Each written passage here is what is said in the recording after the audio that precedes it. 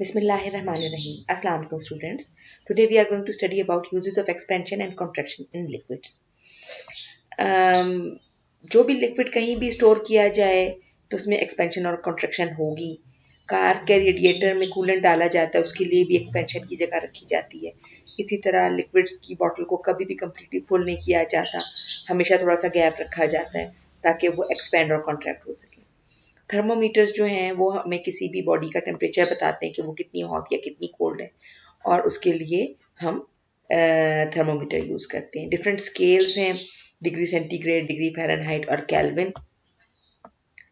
Look at this diagram.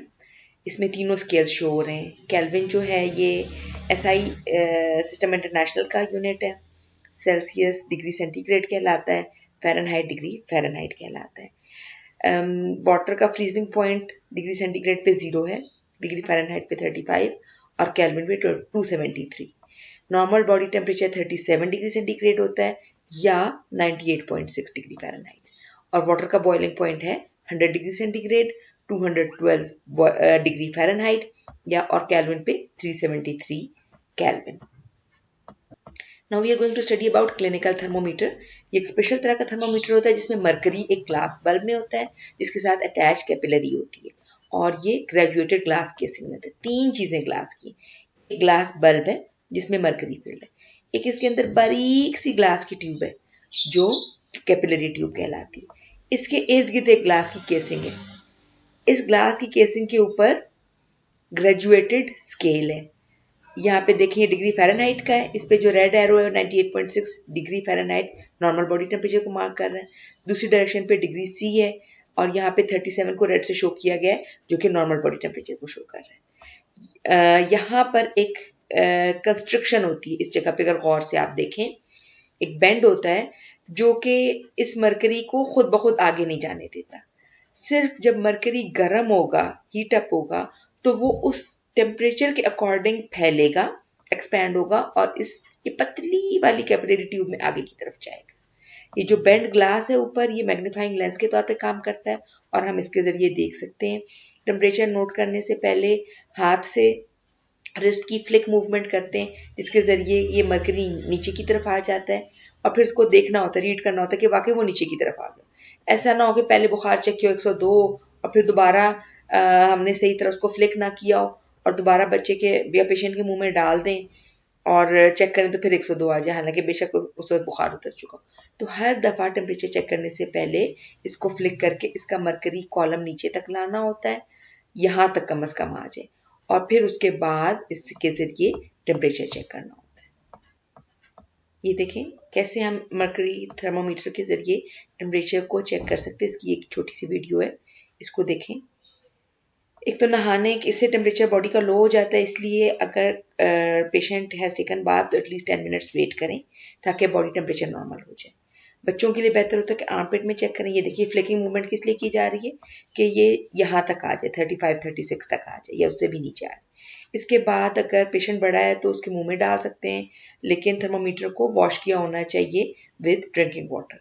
Otherwise armpit में रखें और तकरीबन 1 से 2 मिनट वेट करें, whether it is placed under tongue or in the armpit, और 2 मिनट के बाद टेम्परेचर को रीड आउट करें.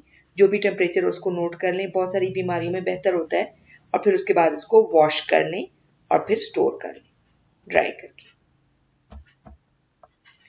Last topic of this chapter is peculiar behavior of water during contraction and expansion. Water के behaviour को समझने के लिए ज़रूरी है कि हम ये देखें कि वाटर में चेंजेस कैसे आती हैं. ये स्टीम है और स्टीम जो है that is actually gas condition, और जब उसके मॉलिक्यूल्स करीब आते हैं तो फिर ये लिक्विड बन जाता है. दिस इज़ वाटर और इसके मॉलिक्यूल्स करीब करीब हैं, ठीक है जी. और अगर इसको कूल किया जाए तो फिर ये सॉलिड बन जाता है विच इज़ आइस. अब आइडियली सॉलिड के मॉलिक्यूल्स को और ज़्यादा करीब आना चाहिए, लेकिन आपने देखा होगा कि लेक्स जब फ्रीज करती हैं तो वो टॉप से फ्रीज करती हैं और नीचे लिक्विड वाटर मौजूद होता है. ऐसा क्यों है? Because of the density. Water की डेंसिटी डिफरेंट है. आम हालात में ये होता है लो टेम्परेचर के ऊपर, ये लो डेंसिटी है, लो डेंसिटी पे मॉलिक्यूल्स दूर दूर होते हैं. स्टीम की डेंसिटी लो है, ठीक है जी। अब अगर स्टीम को कूल करते जाएंगे डेंसिटी ज़्यादा होती चली जाएगी। आम हालात में बाकी मटेरियल्स के साथ ये होता है कि जितना उसको कूल डाउन करें तो बिलाखिर वो सॉलिडिफाई हो जाता है सब्सटेंस, और सॉलिड कंडीशन में मॉलिक्यूल सबसे ज़्यादा करीब होते हैं। इसका मतलब है कि गैस फॉर्म में किसी भी सब्सटेंस की डेंसिटी सबसे कम है, फिर लिक्विड में उससे ज़्यादा है, और सबसे मैक्सिमम डेंसिटी सॉलिड फॉर्म में है, ठीक है जी। ये आम बाकी मटेरियल्स के साथ होता है, but it is opposite in water. ये एक शो कर रहा है डिफरेंट चीज़ों की डेंसिटी। वाटर की डेंसिटी जो है वो मीडियम पे कहीं है। अच्छा, वाटर में अगर कोई भी सॉलिड डाला जाए तो आइडियली उसको सिंक कर जाना चाहिए, लेकिन जो लेस डेंस सब्सटेंसेस होते हैं जैसे आइस और वुड, वो सरफेस पे फ्लोट करते हैं। अब जब वाटर का सॉलिड बना आइस, तो आखिर क्यों नहीं वो डेंस हुआ, क्यों नहीं वो सॉलिड इस तरह का बना? अमूमन ये होता है लिक्विड ऐसे होते हैं तो सॉलिड ऐसे होते हैं, लिक्विड से भी ज्यादा मॉलिक्यूल्स करीब होते हैं in the case of solid, but it is opposite for water. Water का लिक्विड ऐसे है, यानी उसके मॉलिक्यूल्स करीब करीब हैं, लेकिन जब इसका सॉलिड बनता है तो इसका जो क्रिस्टलाइन स्ट्रक्चर है it is an open structure, जिसमें के मॉलिक्यूल्स और ज्यादा दूर हैं, ठीक है जी। इसलिए आइस जो है वो लेस डेंस है, लाइटर है, और वाटर जो है वो मोर डेंस है और हैवियर है। लिक्विड वाटर नीचे रहेगा, आइस ऊपर फ्लोट करेगी बिकॉज ऑफ दिस रीजन।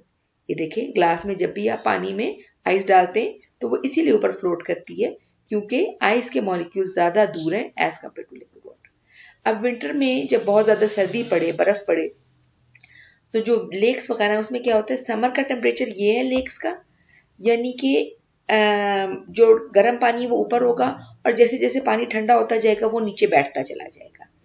सबसे ज्यादा डेंसिटी वाटर की है 4 डिग्री सेंटीग्रेड पे, इसलिए समर में और विंटर में दोनों में सबसे नीचे जो वाटर है वो 4 डिग्री सेंटीग्रेड है।